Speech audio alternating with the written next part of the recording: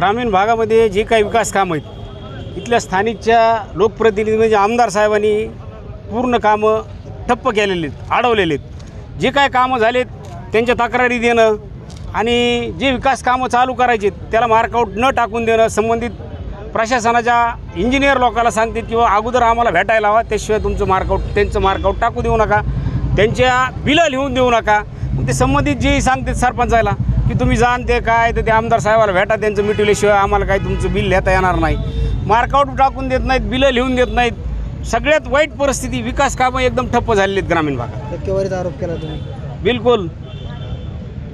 संबंधित जे अधिकारी PWDचे जे अधिकारी ते डायरेक्टच खाली सांगतात सरपंच लोकांना, आमच्यासारख्याला म्हणतात किंवा त्यांना भेटा, त्यांना भेटल्याशिवाय आम्हाला काही तुमचं मार्कआउट टाकता येत नाही। म्हणजे आमदार साहेबांनी त्यांना सांगितलं, त्यांच्या थ्रू त्यांची चालू आहे कलेक्शन। काय मागणी आहे तुमच्या? आमचं म्हणणं आहे की तात्काळ आमचे कामं मार्कआउट टाकून द्यावं, आम्हाला विकास कामं चालू करावीत ग्रामीण भागातली। अधिकारी ॲडव्होकेट राजेंद्र राऊत आणि भाजप, शिवसेना, शिंदे गट, आमची राष्ट्रवादी अजितदादा गट हे सगळे मिळून म्हणजे विलक्षण योगायोग आहे। आणि ही गोष्ट याच्यापूर्वी कधीही घडलेली नाही आहे जिल्ह्याच्या इतिहासामध्ये की तीन पक्षाचे खालचे ग्राउंडवर काम करणारे कार्यकर्ते मिळून धरणे आंदोलनासारखं आंदोलन करत आहेत।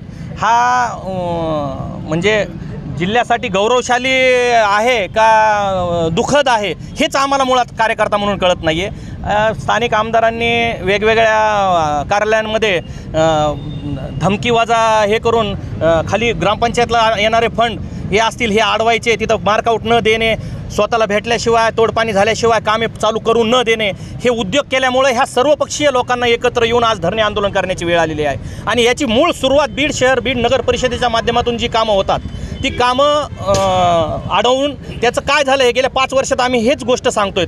प्रत्येक शासन, प्रशासन, आमचे नेते यांच्या निदर्शनास आणून दिलेले आहे आणि तो सिलसिला आजही कायम आहे। फक्त आता काय माहिती आहे का, कामं कोणते मंजूर होतात आणि आत्ता मगाशी एक जणांनी प्रश्न विचारला की हेच आमच्या पालकमंत्र्यांचे बॅनर लावतात की धन्यवाद म्हणून। आता आमदार असल्यामुळं प्रत्येक कार्यालयामध्ये कुठं प्रस्ताव गेलेला आहे, कोणत्या ह्याच्यातून जिल्हा परिषदेमधून कोणता प्रस्ताव गेलेला आहे, कोणत्या प्रस्तावाला मंजुरी मिळणार आहे हे माहीत असल्यामुळं अगोदरच बॅनर लावून मोकळं व्हायचं आणि त्याचं क्रिएट असं दाखवायचं जनतेला की मीच हे प्रस्ताव टाकलेत आणि हे माझ्यामुळेच हे कसे मंजूर झालेत।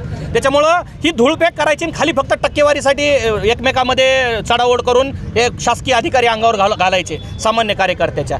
आता ही खूप दुःखद गोष्ट आहे। 5 वर्ष झालं हे सहन केलं आहे आम्ही बोंबलतोय कायम, पण आता जर 5 वर्ष परत हेच करायचं असेल तर आमच्यासारख्या कार्यकर्त्यांनी खाली काम करायचं का नाही ही विचार करण्याची वेळ आलेली आहे। त्यामुळे आम्ही सर्वपक्षीय लोक एक विचाराने आज या धरणे आंदोलनात सामील आहोत।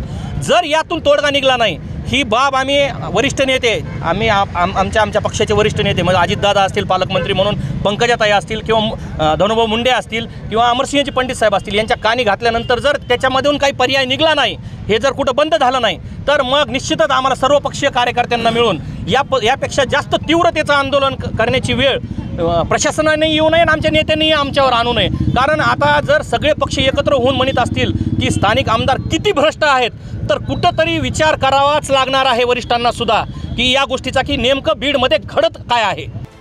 देश विदेशातील प्रत्येक घडामोडींचे लाईव्ह अपडेट मिळवण्यासाठी आता साम टीव्हीच्या सर्व सोशल मीडिया प्लॅटफॉर्मला लाईक, फॉलो आणि सबस्क्राईब करा। तसंच सर्व नोटिफिकेशनसाठी बेल आयकॉन प्रेस करायला विसरू नका।